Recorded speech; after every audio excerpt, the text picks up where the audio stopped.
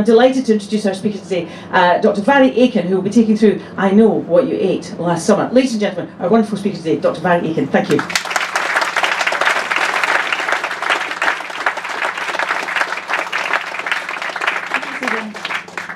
So my name is Mhairi Aitken and I'm a research fellow at the University of Edinburgh. Now just before I start, I just wanted to ask, did anybody happen to drop a club card on the way in? This one was found on the floor just near the door. Okay.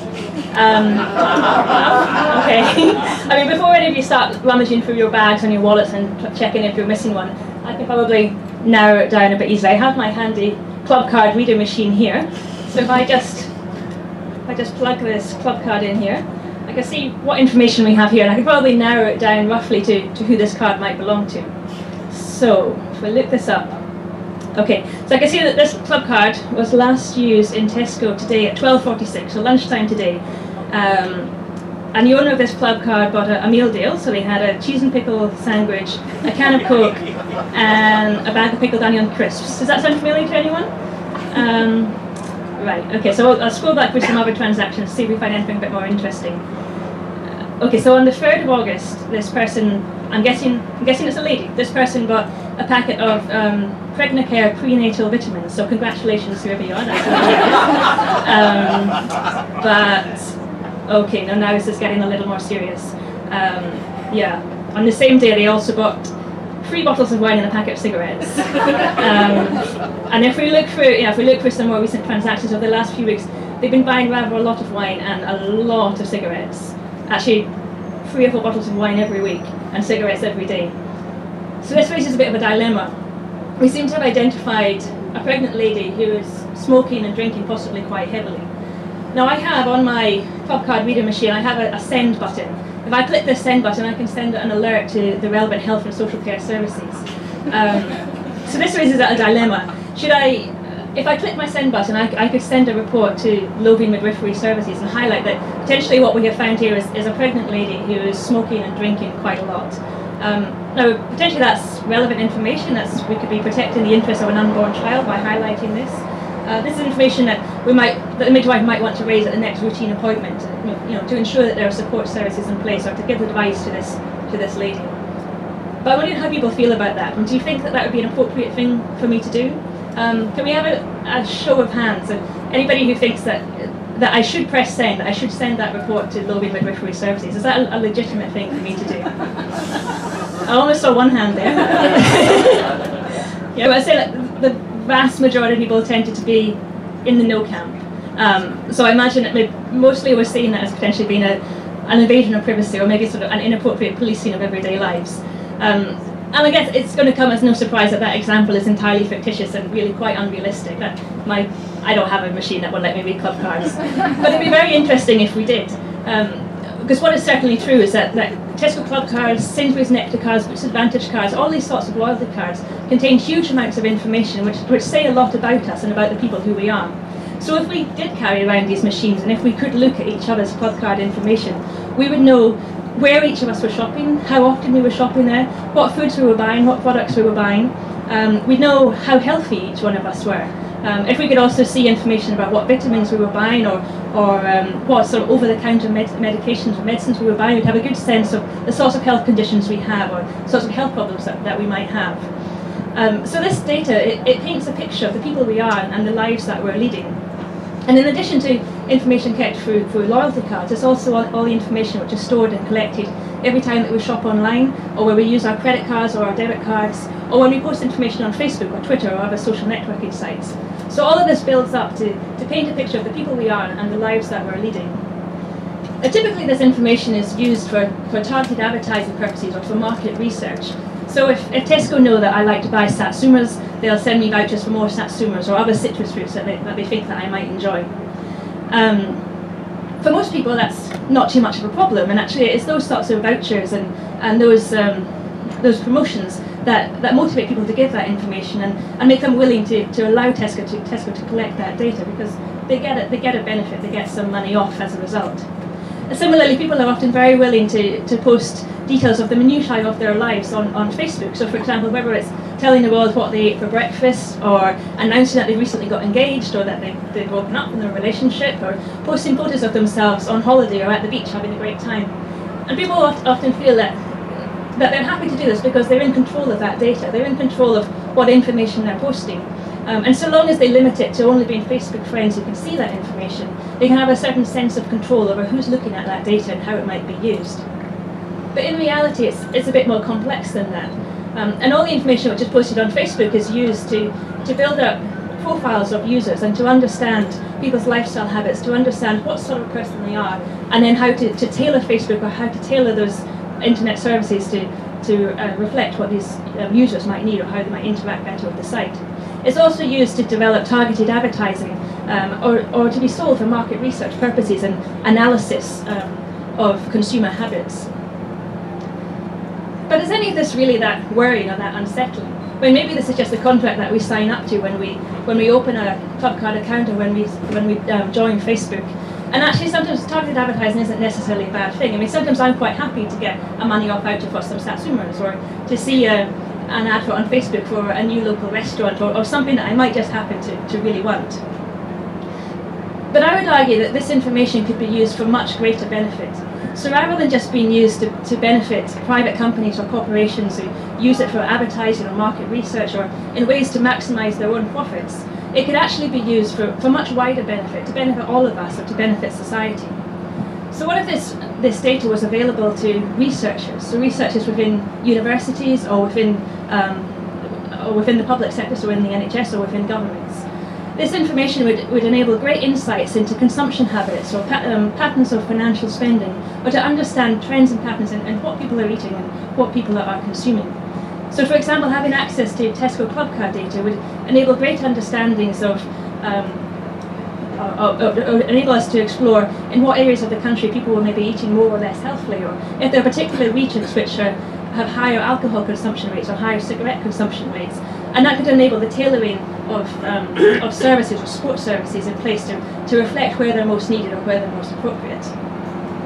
It might be envisaged that this data could also be of interest to health or social care providers in thinking about the care of individuals or services in relation to individuals. So in the example that we gave at the beginning of a pregnant lady who may be smoking or drinking heavily, this could be of interest to midwives who could ensure that support or advice is in place for those individuals and respond to information about likely alcohol or cigarette consumption rates. Further down the line, we might imagine that social workers could be interested to know what rates of alcohol are being consumed in households with young children. Or potentially, it might be that doctors or social workers who are involved with children at risk of becoming obese could scrutinise what food parents were buying in those households and look if they are buying appropriate healthy foods, or if there is need for more intervention or more support in those cases. Now that might be seen as a legitimate use of data to ensure that policies are developed appropriately or to ensure that support is available appropriately. But at the same time, it might be viewed as an invasion of privacy or an inappropriate policing of private lives and personal lives. But I'm a researcher and I work in a public health department, so I'm not really interested in this. I'm not really interested in individuals or in scrutinising the consumption habits of particular households. Instead, I'm interested in looking at trends and patterns across the whole society or across all of the population, or perhaps groups within that population. So as a researcher, if I had access to the data held from Tesco Club Cards, I wouldn't be using it to look at what particular individuals or particular households were consuming and buying, but instead at looking at trends across the whole population. The data of the 16 million Tesco Club Card holders in the UK could tell us a great deal about consumption habits. So are there particular areas more or less healthy, or are there particular areas which look like they may be appropriate to have an intervention now? If we could also link up that data with data which is already held within the public sector, so for example within the NHS or within education services or social services, we could get a whole range of insights into patterns of consumption habits and how they relate to health and illness. So are there particular trends in what people are buying, what people are eating, and what that means for health outcomes or general well-being. So potentially this might also identify unexpected effects of particular products. So imagine if if it was revealed through Tesco, if we're linking Tesco Club Card data with NHS data, that thousands of people who had bought a particular air freshener sometime later developed similar respiratory conditions, or that in households where a particular cleaning product was bought, that young children were developing similar skin conditions. These sorts of findings could suggest the need for more research into causes or effects, or for urgent responses to address these unexpected effects. And this sort of data linkage is happening already all the time within public sector data, but with public sector data. So researchers, particularly public health researchers, will routinely conduct research which is using joined up data from from the NHS, from social services, from education services, and join up these different sources of information to get a more complete picture and understand the connections between, say, healthcare and well-being, or the connection between healthcare and social care, and what that means for health outcomes or social well-being, social outcomes.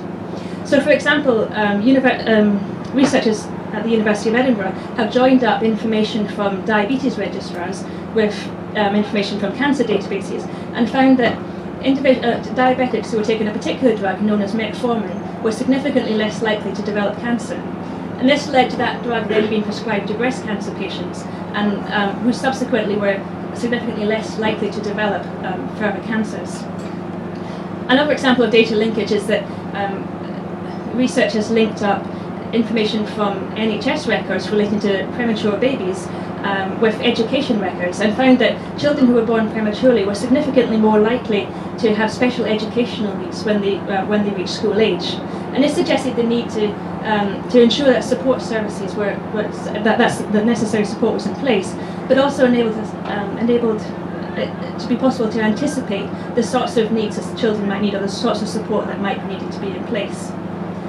Researchers also link up social data or data around demographics to understand trends and patterns within the population. So, for example, a Scottish research study has linked up information from the NHS with information from the census, and explored the effect of explored the relationship between ethnicity and health outcomes.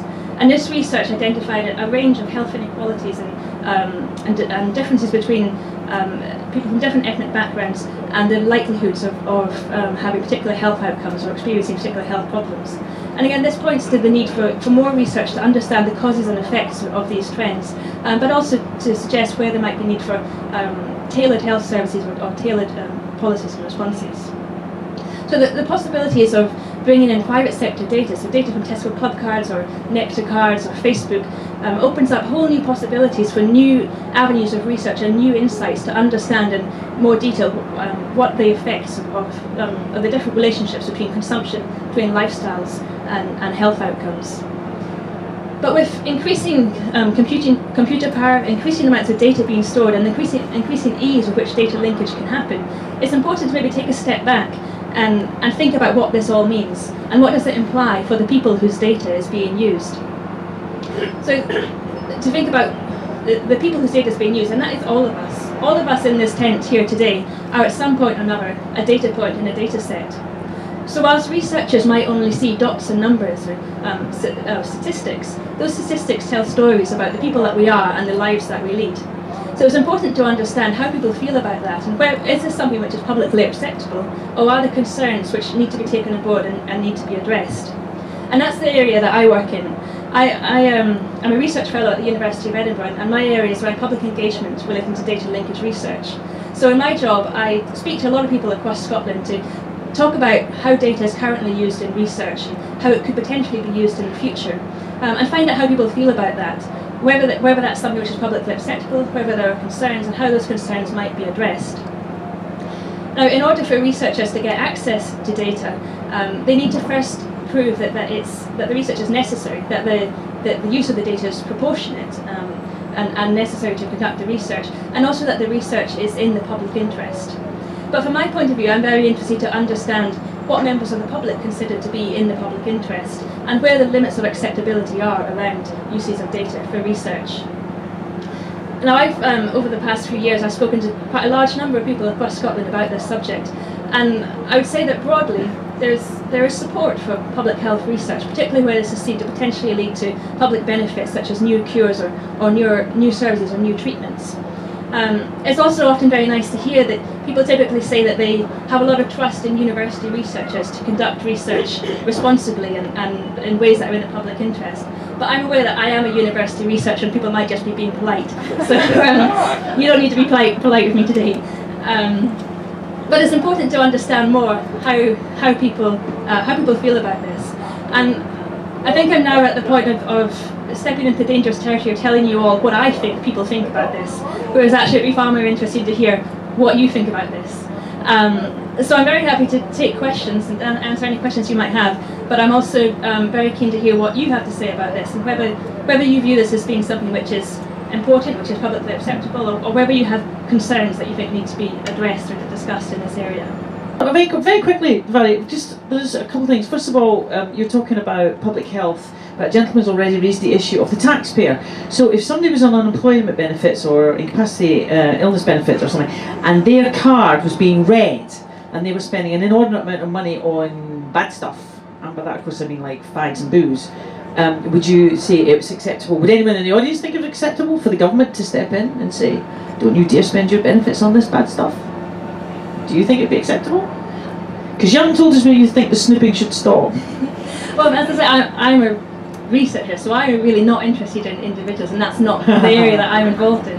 But what if it was, all right then, what if it was a group of people, right, in New Haven, and they were all, because they were all in Asda wearing their jammies, and they're all buying tons of fags, and so, but that's a group, isn't it? So, and that's a public health issue, isn't it? So you have to have an opinion.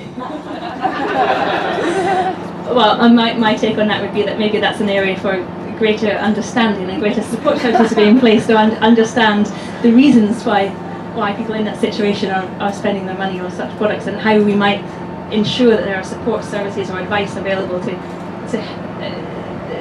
understand the reasons for that, and what. But not the Daily Mail pounding on the door shouting, stop. Has anybody got any point? Is anybody worried about being snooped on like this? I've got a question at the front.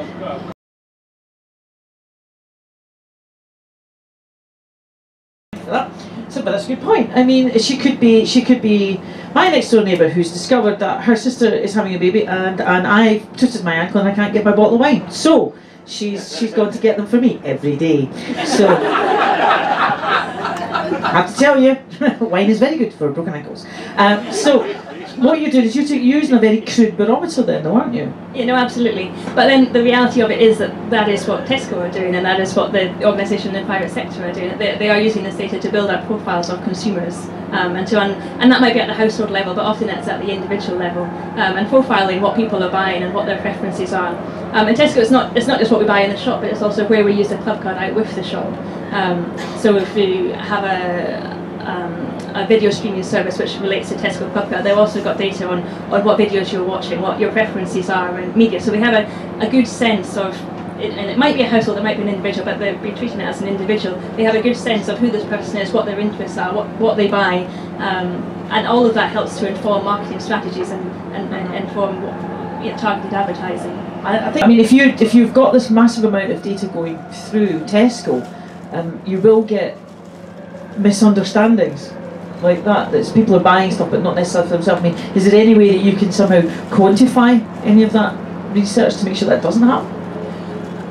No, that's the side of things that I'd be less clear on, but I think there are people who are very adept at minimising error and bias within data, and that certainly happens in relation to public sector data.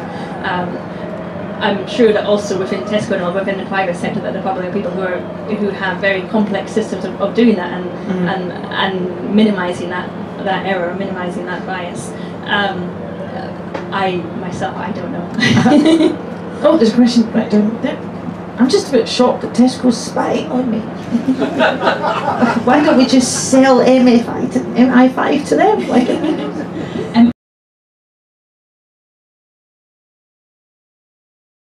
That sort of stuff. That's really interesting, because that, on the one hand, you might say that, well, if you don't want to be part of this big data set, you don't want your data to be included, that you just don't have a loyalty card, and then they can't track you. They don't know what you're buying.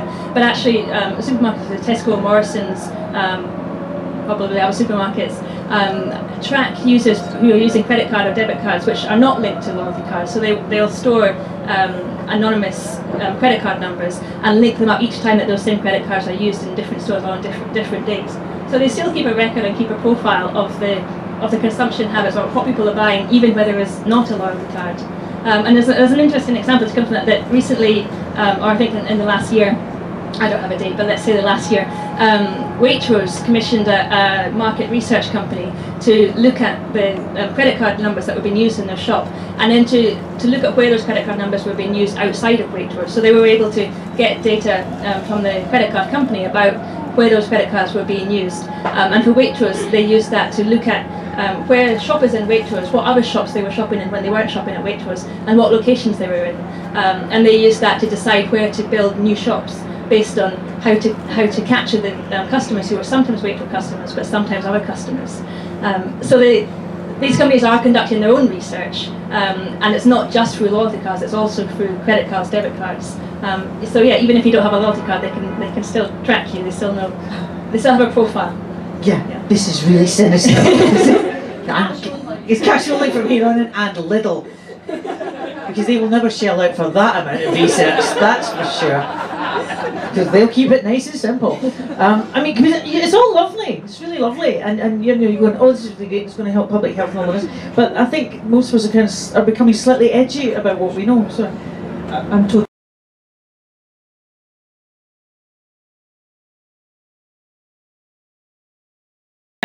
I think that's a really good point. As we're talking about how valuable this could be for public health or for public researchers, for public sector, for university researchers.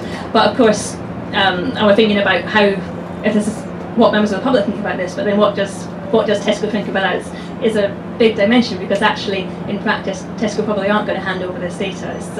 It's part of their business model. It's part of what they use to maximise profits. It's an asset that could be traded for market research, for targeted advertising. So then there's a big question around should academic researchers, university researchers or public sector researchers be buying this data at the same rates that a commercial entity would be buying it for market research purposes. The other side of it is that perhaps Tesco might want some sort of reciprocal arrangement. So if they're sharing their data with the NHS, they might want some NHS data back. And you can imagine that Tesco Whoa. I mean, it's all very well you buying the fact that I bought too many tins of beans from Tesco, but then suddenly they want information from the NHS. What kind of information do they want? I'm talking hypothetically. No, take that word away.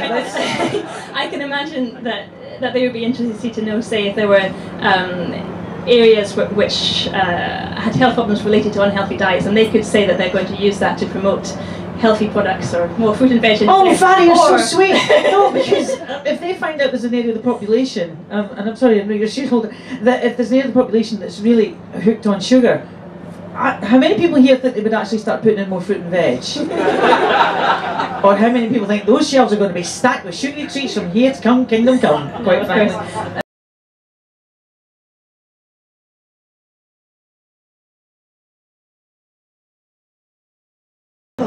Yeah. What do you think about that? So with you on that one. I mean, depending on what they look like. I'm ever optimistic, darling. So, good point. I mean, this data, as I say, you keep coming at it from this really lovely, it's all for health and all that, but other people can be listening in, other people can be using it, and the next thing you know, you get 4 large young men kicking your front door in. Yeah, no, I absolutely agree. And I think there's a sort of a slippery slope argument there, that we might say that there's value in opening it up, say, for public health research, but then where do we close it down again? And once it has been opened up, how do we then lose control of where it's going, and to what extent can it be shared? But I should say that when we're talking about public health research, we are talking about anonymous data, so we're not talking about names and addresses, identifiable information. Of course, there's an argument that is information ever really anonymous, and where data is linked up, there are codes attached to that data, so that you can join different parts of information about the same individual, but taking away the names, addresses, identifying information. But of course, people say that with increasing computing power and analytical capabilities, it's always possible, or not always possible, but it's often possible to potentially re-identify that data. So that argument is there, and it's definitely something that needs to be, a lot of care needs to be taken on. You see, that is the problem if we open the door, because Tesco are now buying all. Sorry, I didn't mean to point at you as if you are Tesco. Tesco down there, because Waitrose, because we'd all like to be shopping at Waitrose, because you've started. It just feels like it could be a slippery slope. I mean, on the one hand, you're saying this is great, we'll all get cures and all the rest of it, but the door has opened, and as that gentleman's pointed out, there are other ways of tracking you down. So, at what point do we stop the slope? I mean, is it only to public health researchers that we give the information? Yeah, and that's sort of where it's research which is clearly in the public interest, or which has a demonstrable, likely public benefit. But of course, the notion of public interest is quite hard to define, and different people will have different understandings of what's in the public interest. So Tesco might view it to be in the public interest to be maximising their profits, maximising their returns to shareholders. Other people might dispute that, or might say the public interest, it has to be related to public health, or has to be to social well-being, or has to be. There are different ideas of what that means. So I suppose then the issue is, if we set boundaries that this has to be in the public interest, then we need to be questioning who's defining what is in the public interest, and who makes those decisions, and how is that? What are the boundaries of what is public? What is the public interest? Well, see, that is the problem, because we all say, oh, public health, yes. Great. And I mean, if you've got a panel of people who read The Guardian, that's what they'll say, right? If you've got a panel of people who read the Daily Mail, you'll get a completely different answer. So we have to sort of like define how the information is being used and what sort of information you're gathering. Yeah. So have you is there anybody out there laying down these rules, or are you just going to talk to Tesco? I mean, and much of what's happening at the moment is around public sector data, and so then these decisions are being made within, so say within health boards, within the NHS, where there are authorising bodies, groups of people who decide when it is appropriate, when it is legitimate for data to be linked up, or data to be shared. So that's within, so say within the NHS, or within social services, or within education services, these decisions are being made.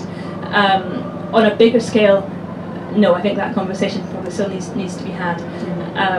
But the public interest dimension comes in at each of these decision-making processes, and also that involves a certain amount of public involvement. That there are lay representatives who are involved in those discussions, which I think is a very important dimension, to have that discussion with members of the public around what is in the public interest, and what gets approval and what doesn't get approval. And this shouldn't be a decision taken by government or by experts, but also by members of the public through discussion. Sometimes you've been talking about club cards and loyalty cards and all that sort of thing, and Amazon, who are bad people, who don't pay the taxes, and they also send me emails constantly saying, you bought this book, you might like these other 5, and the strange thing is, by Jiminy, I do. So now I know I'm going to pay the taxes again, I'm handling books. So, but we give away our privacy, because you were talking about Facebook. Yeah. So on the one hand, we're all going, what? They're checking on my credit card, what's going on here? But we actually put the most unbelievably intimate things on Facebook. And is that an issue that we should be really aware of? I'm thinking actually particularly of young people who are great users of the interweb thing. And you know, you might put pictures on of being somewhat indiscreet on a summer holiday, for example, and then in a few years' time you go to get a job. Do you think the employers should be allowed to look at your Facebook profile before they make a decision? And this is an issue that's been in the media recently, around the right to be able to delete your content, to delete the traces of what you posted. The right to be forgotten, yeah. Which I think is a big issue, because if we're talking, there's a generation of young people who are on Facebook that at an age where it didn't exist before. And the thing, I mean, if I think back to if I had been on Facebook when I was a teenager, there are things that I definitely wouldn't say now that I said then, things that I would have posted now that I would have posted then that now I would regret horribly. And the idea that could still be lingering around on the internet is quite a scary prospect. So I think that is important, that there should be a way of removing those traces, particularly for young people, that things which might become regrettable later don't stay around to haunt you. The idea of are you listening? The idea of employers being able to look at that information is something which doesn't sit very well with me, but I don't know that you can stop it happening. Oh, I see. So they shouldn't be allowed to access data, but you should. Well, I think this is when it comes down to the individual level, and when it's scrutinising individual lifestyles and individual preferences or behaviours. That's quite a different thing from looking at trends and patterns in populations. And at that sort of individual level scrutiny is where it becomes very worrying, and it is about well, it becomes about snooping, or it's sort of Big Brother, and it's and there is an invasion of privacy there. But when we're talking about populations and looking at trends and patterns within society, that's that sits better with me. That is more. Yeah, it would, wouldn't it? But to use that famous phrase from the 60s, you would say that, wouldn't you? Well, there's a question at the back.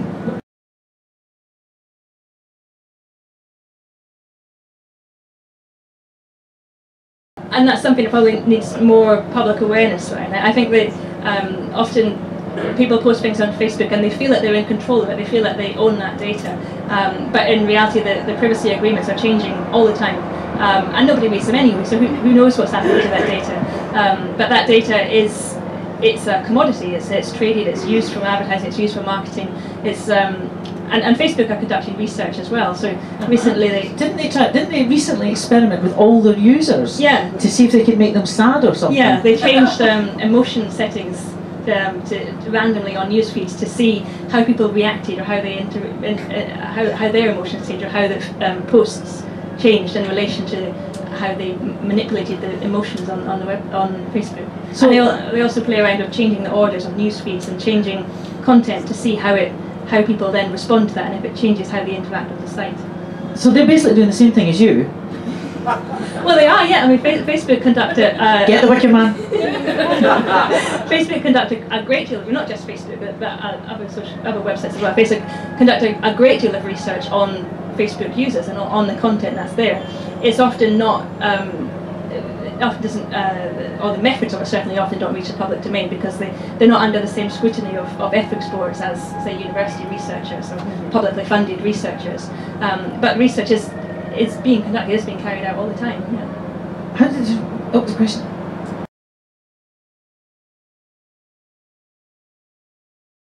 Is it possible? You're the expert. Curing cancer.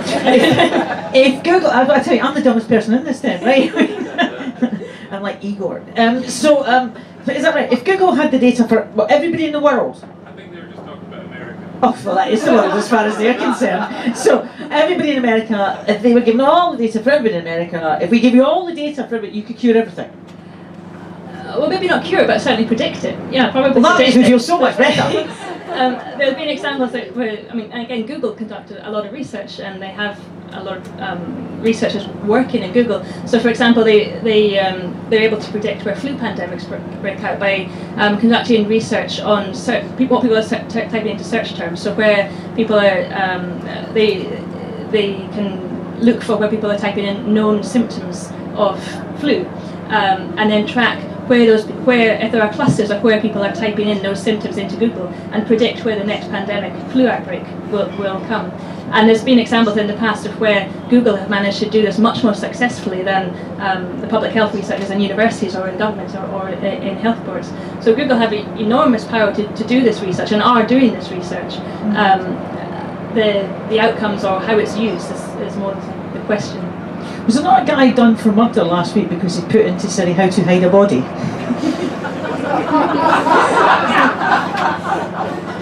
Sorry, it's not really a laughing matter, but apparently he asked Google, how do you hide a body? And even Google went, whoa!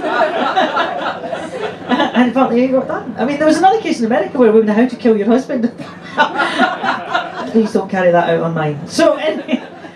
But you see, we've just uncovered that because you see, public access, like our government finding out what's on our Tesco Club card, cool and good, but Google, dangerous. So how do we stop? It's like, do we need some kind of membrane or something, or say you can't do that? Where's the ethics board that's supposed to be dealing with this? And then you can't have one because they'll go and live in Switzerland. The Google people, that's what they do. I've been told. But in my work, public engagement work, where I talk to people about what their concerns are and how people feel about this, what comes up again and again is that generally people are quite trusting of academic researchers, university researchers, or public researchers. So, for example, people working within the NHS or people working within government, but much more concerned about private sector researchers. So, for example, the example that comes up again and again is pharmaceutical involvement in public health research. Well, on the one hand, it can be really relevant and necessary for pharmaceutical companies to be involved in this research because they're the ones who at the end of the day might be developing new drugs or developing new treatments.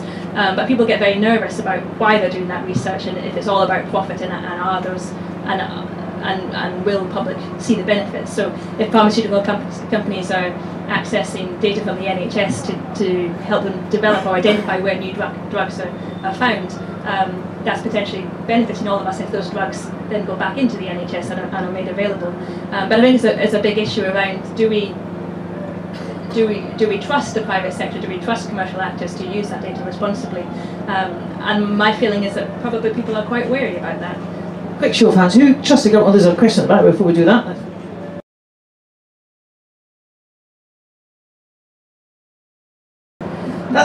Yeah, I'm of an age where I can remember civil servants used to regularly leave CDs and things of information on trains. So, I mean, these things do go missing and do get mucked up. And they can't even build a decent computer system. No, absolutely. And I think you can never safeguard against these, like you should be able to safeguard against the memory sticks left on trains. You should be able to, but these things do happen. Or you can't be 100% sure that there's not going to be somebody who can hack into a computer system and get their hands on the data. We need to ensure that there are safeguards in place to minimise the chances of that happening, and there needs to be processes or governance systems in place to ensure that there are appropriate penalties, or that there are procedures in place to minimise the harm or minimise the impacts of such breaches. But no system is 100% perfect, and I think it's important to be aware of that, to be aware of what the risks are, because there are risks, and we can't guarantee that nothing will ever go wrong. Because I'm just wondering quickly on the show, who's comfortable with the government accessing the details of your credit card, of your club card purchases? Right. I wonder if we have some kind of opposite to that, like putting your hands down. Because is there anyone comfortable with the private sector being able to access your data? Tesco. In some instances.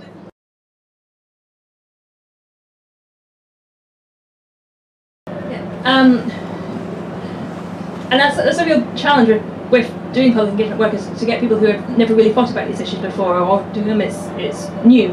And it's important, it's challenging to find ways of getting people, first of all, interested, to realise that this is about all of us. Often what we find is that people will say, oh, it's not something I know about, or it's not something I really understand, but actually this is our data that comes from us and comes from our transactions, and it's important that we do understand it, and it's important that we do understand how it's used.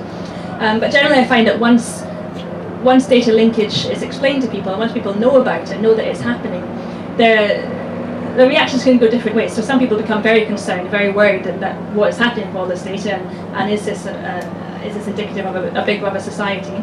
But when we talk about research uses of data, generally people are broadly supportive, so long as they can see that there is some clear or likely public benefit. So if it's going to lead to improvements in public healthcare, or new treatments, or new drugs, or it's going to have some benefit in terms of developing appropriate policies or developing appropriate services, there's generally support for research where it's anticipated that there's going to be some public benefit or some public interest.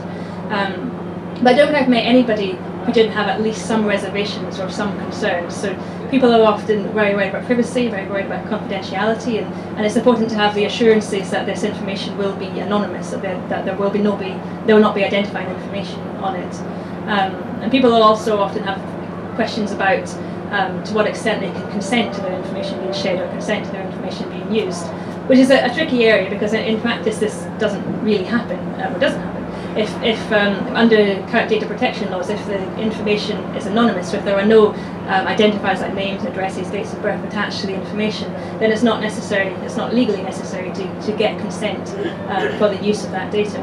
So it's a tricky area. We're talking to members of the public around how can we facilitate a sense of control over your own data. How can you do that? Well, I would argue that where individual consent isn't possible, that we can have control by being made aware of how the data is being used. So increased public awareness of what's actually happening, and awareness of where we can go if there's something we're concerned about, how we can opt out of the system if we want to opt out of the system, how we can raise concerns of something if we're concerned about a particular aspect of something, or to know what the processes are when something troubles us. It's also an important dimension of that is also that there is lay representation within the NHS on privacy advisory committees who make decisions around how data is shared and how data is used. So it's important to have some sort of public representation and lay representation within these decision-making boards. That, to a certain extent, provides some sort of public control over data use, but it's not individual control or individual consenting for specific requests for data or specific uses for data. But you just used the phrase opt out, and so far I can't see how we can opt out. Well, we can opt out of. You go bring it to the mic because that girl's singing opera again. She's really loud. If she sings Nessun Dorma one more time, I swear to God I'll be over there. We can opt out of certain parts of this. So, for example, I mean, the recent controversies in England around care.data, there's the option to opt out of your data being, your GP data being uploaded into care.data. So that's one example of where your information of your GP records, which wait a minute. I didn't know this. Did anybody else know this? I didn't know this. So it's an English policy. So do we don't get it in Scotland? So you just experiment on the HUD. You don't want it in Scotland. Oh, okay. I mean, a lot of the controversy around care.data came from the mishandling of the awareness rating about this, and people not being aware of what was happening, and this data will be uploaded onto care.data, will be shared unless individuals opt out. So you're not consenting to the data to be shared or to be made available to researchers, but if you don't want to, you can opt out via your GP. So those sorts of mechanisms are important to enable that sort of control, but people need to know about them. They need to know that they can do that, and they need to have the information to make an informed decision about. And when will the NHS, if they do it here, when will they tell us about it, and so we can opt out? Well, the nearest equivalent we have in Scotland is Spire, which I think is at the end of later this year should be launched, which is not exactly the same as care.data, but it's an equivalent system of uploading GP data onto a central system to make possible linkages between GP data and other sources of data, and which will also enable researchers to access data, not identifiable data, again anonymous data, but that's the closest equivalent we have to care.data, or will have to care.data. Okay. This is right. Okay, so this is what I mean. Now you've just suddenly opened the doors to the fact that there's going to be this zoof with lots of data getting shared out, and we may not know how to opt out of it. And is there some better way of asking us how to opt out? But it's the trouble. How do we raise awareness on these sorts of things? I mean, the example of care.data, again, there was a mail out which apparently was meant to reach all households in England, but they found that actually most people in England never noticed it. They didn't know that it was there. So do you have any idea how much bump comes through my door? Exactly. And there are people telling stories that the leaflet was found within, like, inside takeaway menus, and it goes straight into the recycling bin. So there are questions then about, well, how do we do this? We need to raise awareness. We need everybody to know about these things. But what's the best way of doing that? Is it a TV campaign? Is it mailings? Is it websites? But then how do we get people to go to those websites? How do we get people who aren't thinking about these issues to think about them? Hang on, is it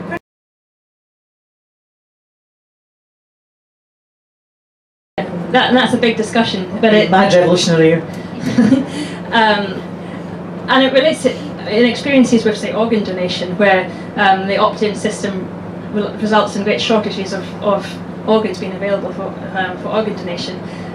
So the preference is for an opt-out system, because then the presumption is that the data will be available, and this data is really valuable for researchers. It enables a huge amount of research to go ahead. So the presumption is in favour of that. Of enabling that research to happen, but it is a contentious issue, and there are arguments around whether we want to be empowering members of the public to be in control of their data. So should we be enabling them to opt in? But in practice, that is of course going to lead to much lower participation rates, much lower numbers of data being available, whereas these systems are in place to enable research and facilitate that data linkage and data sharing. Oh, there's a question at the very one last question. Yeah.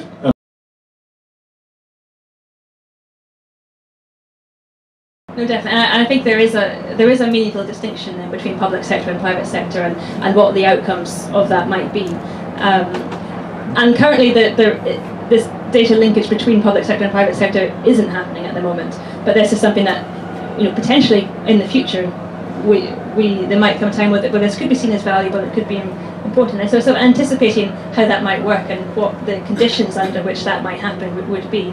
But of course, it's important to be mindful of what the motivations for that are. In the private sector, it is ultimately about profit maximisation, and that raises questions around what is in the public interest. Is that something which, as a society, what we view as being important, or do we want to be focusing more on public health benefits, on improving well-being, and the efficiency of the public sector and of the state. So they're questions. You just used the phrase, you very rarely hear these days, the efficiency of the public sector. It's just, I think a lot of us are quite anxious about the fact that if you've got this slew of information about us, we're becoming slightly worried. I think we're all becoming more worried the more the conversation goes on about what is actually going to happen with the information. Yeah, you're saying, this great thing will happen. It'll be great, and we'll all just go along with it. And I think some of us are just wondering, is there any other way that we could become involved actively just to find out exactly what's happening? And is there something that we can do? Is there a board? Is there... Well, I mean, a lot of these decisions are being made on in different sectors and in different departments. I can make a plug for my own work. That I work. Plug away.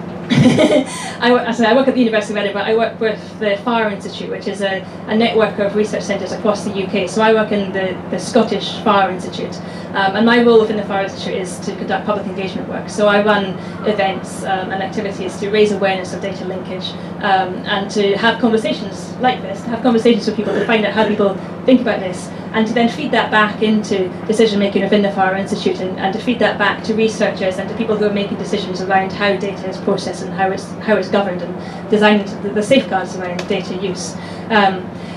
So if anybody is interested in becoming involved more and to carry on these discussions, I would say Google my name. All my data is online, so you can find me, and drop me an email, and I will let you know about the work that we're doing and the ways that you can become involved and how we can sort of carry on these discussions and find out more about it, but also express your views and take part in these discussions. Okay, she said you can email her.